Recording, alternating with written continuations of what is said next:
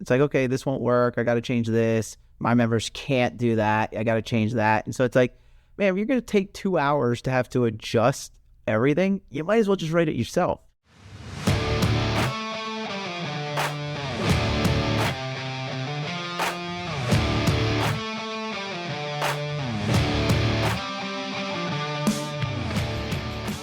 The Fitness Movement is brought to you by Zor Fitness. We offer coaching and individualized program design, as well as educational content for coaches and athletes.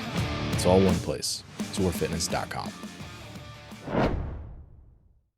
Today we're going to talk about programming for classes, and we're going to keep this short. Maybe we'll have a follow-up at some point if people express interest in this one. But this is going to be a good contrast to a lot of what we talk about on here, which is individual design, where you're writing for a specific athlete and you know all of their limitations because you've worked with them, you've got data on them, you've seen their testing stuff.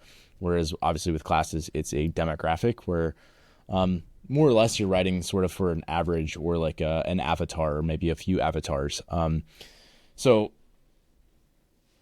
I know you've at least written some classes. Is that something you do regularly anymore, Chris, or are you involved in that still? So I am still involved in it, but I don't really write our class workouts. So, but you approve everything? Is that how it works? Yep. So internally we have 2 different programs that we do. Not that I have to get into the details on all that, but essentially whenever a new block of programming is coming up, the person who writes it has to send it to me. So I look over and approve everything for our gyms. Yeah. So in many ways, it almost allows you to be a little bit more objective because you're not attached to it because it's not your baby. You're like, exactly. I can give feedback on this and I didn't write it, so I'm not going to get hurt about it. Yeah, same thing like I wrote a cycle, I don't know, maybe a year ago at this point, maybe longer. We had some staffing changes, so I was like, all right, I need to write the programming for 6 weeks so that like I know we got programming for 6 weeks. And even then, like, it wasn't like, cool, I wrote it, go do it. I gave it to someone on staff, like, hey, can you look this over and let me know if there's any issues or things that need to be changed? Yep. Yeah. Do you guys on the back end have any, or even like you as you're like maybe approving it and putting your final stamp on it, is there any like requirements that you have? Are people kind of free reign and then you just sort of suggestions as to like changes? Do you have like any resources for them, like avatars that they should think about writing for? Or is it just sort of like based on their gym? Yeah, so we have a couple guidelines we go off of. So one guideline is we like to have the work in class be usually between 25 and 35 minutes. We'll have the occasional workout go longer, like a 40-minute workout, but that's few and far between. That might be like for our gyms, like a Thursday or Sunday, where it's like super cardio heavy. Movements are like very, very, very simple technically. You know what I mean? Like you're looking at burpees, double unders, and so rowing. Does that include strength work? Yep. Okay, so it's like strength in Metcon or just Metcon or intervals, whatever it is. That's the time that you have for that. Yep. So we try to keep it between 25 and 35 minutes, and that might include rest. So what I mean by that is like, let's say, so like during our current cycle at our gyms, right, we're doing cluster back squats. So it's like 4 sets, 3, 3, 3, right? That section might take 15 to 20 minutes, and then the workout's 10 minutes long. All right. And then Tuesdays are, much longer conditioning. So it's like 20 to 30 minutes worth of conditioning. And then we have some accessory work, whether that's band pull aparts or power off presses and dumbbell rows, like stuff like that. And so that's kind of the marker we've seen that works really, really well, because that allows for a full warm up, that allows for transition time, that allows for the, chatting, right? Like you have to factor in like people communing. Like part of why people come to your gym and my gym or versus like, I don't know, a standard global gym is they actually get to connect with people, like I'm sure you see it. It's like people become friends. And so it's like, it really is the best hour of their day. So they want to like see their friends. And then a consistent cool down, which is super important, right? Like, especially with the demos at our gym, where most of our gyms, the average age is probably 38 to 45, 46 years old, 35 to 45, it's like you need to make sure you're doing some solid cool down, right? Like we are not the gyms. Franning, walking over to your car. Yeah. Get it? We're not one of these gyms that's like has people chewing up barbells and like competing in CrossFit competitions every single weekend who, so it's like who also should be doing a flush and well, yeah, but that's a whole other conversation. So yeah, that's kind of the markers we look at. We like to rotate training blocks every 6 weeks. We have a different programmer every 6 weeks. So we have a focus per 6 weeks, and that kind of allows enough consistency, but enough variety. Because for me, I've also seen gyms where you might have one person programming, they have certain biases, or like Monday's always X, Tuesday's always Y. And that's great. It can be great, but that's what I'm saying. That's great, but it's like if there's no change of that, right? Like that might be good for a 4 to 6 week block, but if there's no change, you might have someone who only comes Monday, Wednesday, Friday who never back squats or never deadlifts, and all of a sudden they have all these imbalances. Yep. So we do that too. Even us, like I think for individual design, we'll have like priority days was what we call it, where it's like you're putting like your biggest areas of like, essentially like these are the things that we really want to push forward, and like we want to dedicate the most time and resources to these things. And that's always, for example, if they're coming off like almost always like when they're coming off rest day, it's like the day following. Like you're the freshest, you're the most ready to go, your readiness should be high, you should feel fresh, your joints should feel good, blah, blah, blah. You're getting it then. And that doesn't really need to change because the person's going to show up and do the work on that day. Whereas like if you're in a class environment and you got people that show up Tuesday, Thursday, Saturday, they might get like, it's like some gyms do like ROMWOD on Thursday, they do a partner workout on Saturday, so they may only get one like normal workout on like a Tuesday. And if that's like, for example, always intervals or always conditioning and they never get strength, like they're missing a huge hole. Yeah, exactly. And so you need to have some sort of variety there. But, I do think if I've talked about this with the people in our company, it's like there has to be some sort of structure as well. There has to be something you're looking to build towards, right? For a multitude of reasons. But one is like, I don't know, there aren't as many CrossFit gyms out by you, obviously, but like I've heard CrossFit gyms that like every workout's programmed the day before. And it's like you're just writing workouts at that point. There's no, like, how do you create any structure or consistency? And then on top of it, from like a client retention standpoint, man, if I've been working out at your gym for 2 years and I haven't seen a PR in anything, it's like, why the hell am I still here? Yeah, you have some good friends there. You're friends with the owner or something. Yeah, it's like, so I don't know. I look at it like programming is an interesting dynamic in a class setting, because I do believe it's something that if you're a gym owner, like you can't be spending all your time on, because you do have a lot of responsibilities in marketing and sales. And but it needs to be somebody's baby. Exactly. Even if it's like one of your coaches who's just, super passionate about it, like, and they want to take it on, and you just make sure that you look over it to, catch any red flags, or, oh, hey, we squatted 6 times this week, like that kind of stuff. Totally agree. Because at the end, because it's also your product, right? Like it can't be the biggest thing you focus your time on as a gym owner, because you got to put butts in seats. But at the same time, if you put the butts in seats and then you beat them over the head with the seat, like they're just gonna leave, you know? Yeah. So how do you look at class programming? Yeah, in a very similar way. Like for me, I would never sit down and write like a day of like, do like a day at a time for like an individual client. Yeah. Like trying to get into like a flow for program design is challenging enough if you do it for at least a few days at a time, or at least like a few sessions at a time. Whereas like if you do it one session at a time, like good luck. You better have some like really good systems in place to be able to like get into like that head state correctly and do it.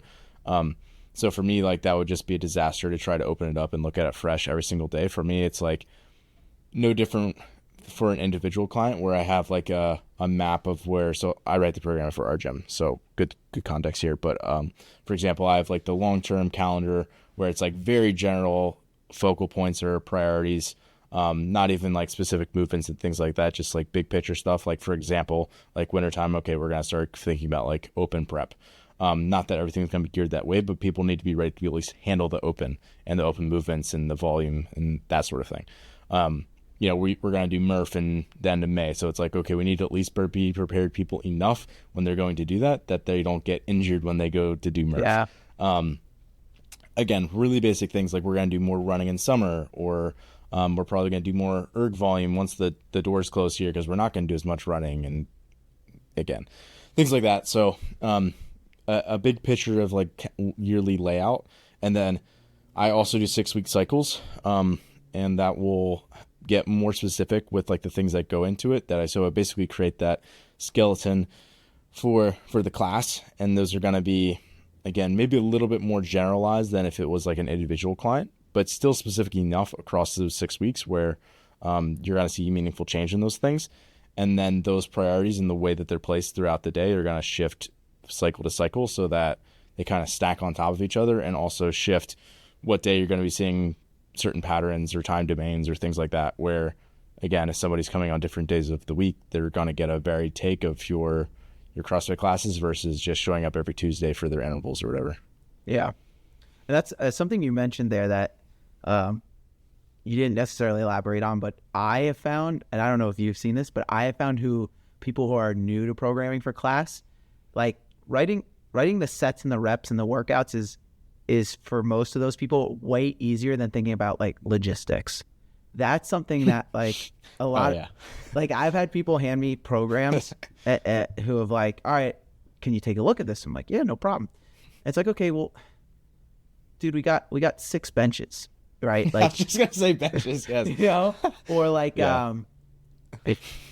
have your GHD bench press workout. This is gonna be great for class. Yeah, like we have 250-pound sandbags, right? Like, yeah, like, okay, I'm not saying no, like I'm not saying we can't use sandbags, but you have to use it in like an EMOM format or like some sort of format where with people 17 minutes rotating. Right, where people are sharing versus where like with individual programming, you don't have to think about that. The only thing you have to think about is like, do you have this equipment? You got a skier? Yeah. Cool, we can use it. But yeah, that's something that you have to think about, right? Like you mentioned running. Dude, where you live and where I live, you get into mid-November, it's like the doors are closed, dude. Like we're done hitting the road, you know? Especially at 5:30 a.m. Yeah. Versus like if you live like with Day out in Arizona, you can run whatever you want, dude. It might be the opposite. You might pull them in the summer because it's 150 friggin' degrees outside. Don't want to run over a scorpion or a snake or something. Stepping over Gila monsters. Yeah, but that'd be like one of the challenges if I guess maybe the other option, right, is like if you didn't select somebody in your community who is really passionate about programming to program design for your individual gym, then you would choose to go with some company that offers like CAP or CrossFit affiliate programming or one of the million companies that offers affiliate programming out there, and then just realize that rather than having the time it takes for someone to do that, you're gonna have to take that time to modify the equipment because not everything's gonna work for your facility. Like for example, like for us, it's like typically runs are 150 meters, which is one lap around our building, 265 meters, which is super random, but it's a lap around like the buildings out in front of our building and our building, or 400, 800, etc. Right? Like because like those are the even increments that work really well for us, right? We're if you do CAP, they're not going to ride a 265 meter run in the workout. Just not going to happen. Yeah, and that's something where like for our company, we're pretty against using those. I said on a previous podcast, I totally understand why a gym owner would use that. Like I said, if you're a solo gym owner, exactly the same way. Yeah, well, like I think I understand why people would do it, and I don't think it's wrong, but I would never choose to do it. Right. Well, but you also have a partner, right? Like there's where like you and Stacy, again, outside looking in, Ben, it's like cool, Stacy, you're uniquely good at this stuff. You handle this. Me, Ben, I'm uniquely good at this stuff. I'll handle this. I walked in today and we had like, what are those things where they tie a bunch of corn cobs together? What? You take like twine and like wrap like stalks of corn together. Ben, this is not. They have like a name for it. Does not happen in New Jersey. We don't do. It's like a cornucopia, but yeah, we don't do corn necklaces. No, it has a name. All right, somebody comment and let me know what the name of it is. I forget. Your corn cob necklaces. Corn stalks. Yeah, I forget what the name of it is, but there's a real name for it. But I walked in today and there was like pumpkins and like a jack-o'-lantern, fake jack-o'-lantern, and those stalks of corn at our entrance. I was like, I'm glad somebody here does this because it's not exactly me. Dude, let's face it, people love that stuff, and if it was just you, it would be 4 white walls and a friggin' 4 black walls. That's it. Yeah, 4 black walls, and just no. It would just be like a bland, like, what do you need that Always for? Always metal playing. Yeah. So it's like having Stacy in the nicest way to put a woman's touch on some of that is probably a good thing. Probably. But I say all that to say, like, you guys can work well together. So we're in the same boat, right? Like, I understand if a gym owner is like, I need to do that because I need to save the hours in a week to work on these things so I can pay my bills. Like, okay, I understand that. But at the same time, that's if that same person was to ask me, do you think that's what's best for my members? My answer is going to be no. Because you never know what's going on behind the scenes of that company. Like, great example is I was talking to someone I know, I'm not going to name any names, who knows the ins and outs of a big name company in CrossFit, who started doing some affiliate programming and found out that they have a staff of 3 guys who write the programming for the affiliates, and they just rotate days. They don't write up a cycle. It's just like, all right, what'd you do yesterday? Okay, I'll do this today. And so it's like, I was like, all right, my mind was blown. I was like, this is a big name company. Can't wait to hear who it was after this. Yeah, I'll tell you off air. But it was like, this is a big company who a lot of people trust, and I know full well they're not using that. That's not what they do for their athletes, right? But, and by the way, I do not agree with that, right? I think that's a terrible system. However, what we're kind of discussing in a way is, I don't want to say anti-CrossFit, but it's not the spirit of how CrossFit was originally programmed, I don't think. Correct. I think even people like now, like they'll have like a guest person for .com and they'll write like 2 or 3 weeks. And that was like never a thing before, as far as I know. Yes. Not that like necessarily like I'm not naive to think that, you know, Glassman, whoever wrote it back in the day, was like writing it day by day, but likely they did block off times, and it just wasn't clear like delineation. So like, this is one cycle when this is where it stops, and this is where the next one picks up. Right. So it wasn't like, you're not going to get like a periodization model with CrossFit. But you have to have some sort of structure. Like, even at the L1, they teach you like a way to basically vary the takes of different movement patterns and how to track it, and how to make sure you're varying time domains where, okay, we haven't had a sprint one in this long, so we need to get a short time domain. It needs to be GW because we haven't done this couplet in 6 days, and you start playing that game. And it's like, everybody needs to have a system. Yes. And it's up to you. If you're sort of like the sole person doing it, then you just need to be very clear about like, how do you sort of, you know, get the pieces to fit together and mesh well in a way that makes sense, and just isn't like 3 people rotating chaos cluster. And that was kind of what I was going to say with some of the blog style like class programming structures is like, I met a guy once who they used one of these companies, and it was like, he ended up having to adjust the workouts anyways. It's like, okay, this won't work. I got to change this. My members can't do that. I got to change that. And so it's like, man, if you're going to take 2 hours to have to adjust everything, you might as well just write it yourself. You're basically doing that anyways. Yeah. By the time you, I don't know, and I get that people don't want to do it, but at a certain point, like you have to put your stamp of approval on everything that goes out your gym's door. Like, just because you don't want to do social media doesn't mean that you should hand to the preteen on the lobby and say, here you go, run our social media account. Like, you have to find systems in place to make sure that your quality's good. Yeah. And you kind of also said it's like, not the teenager in the lobby, but like, I guarantee you have a coach on staff who wants to program. I guarantee you do. Because people don't come and coach class part-time for 20 to 25 bucks an hour for just because of the chances at wealth.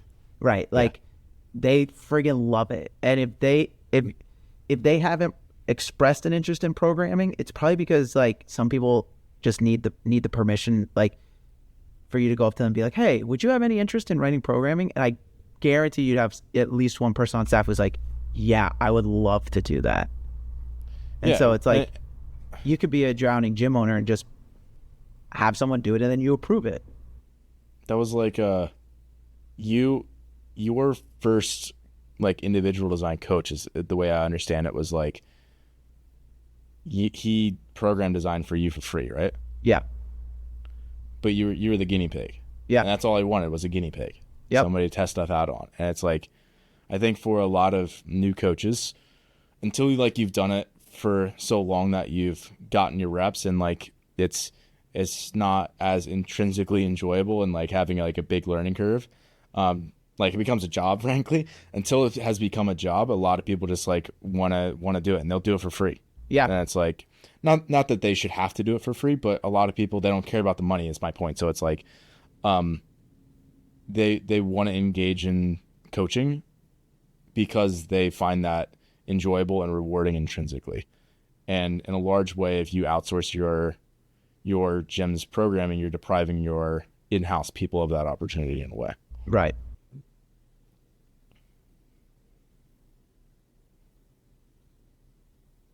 I think that's a pretty good place to pause here. Let's do a part 2 to this. So we'll revisit it. And we'll get more into specifics of like how we might track or how your coaches, and maybe we can even have you like pull and talk to your coaches a little bit as to like what systems they use to like track things and to figure out like how much of this movement is okay, how much do we need to vary time domain, how narrow is our like the constraints on our skeleton, things like that. I think are going to be good follow-ups to this if people are actually programming for their gym. This is like a good big picture of like me and Chris is preaching on don't outsource your programming. Seriously. Don't pay us to do it. Pay your people to do it. There you go. Sweet. Thanks, Chris. Thanks, man.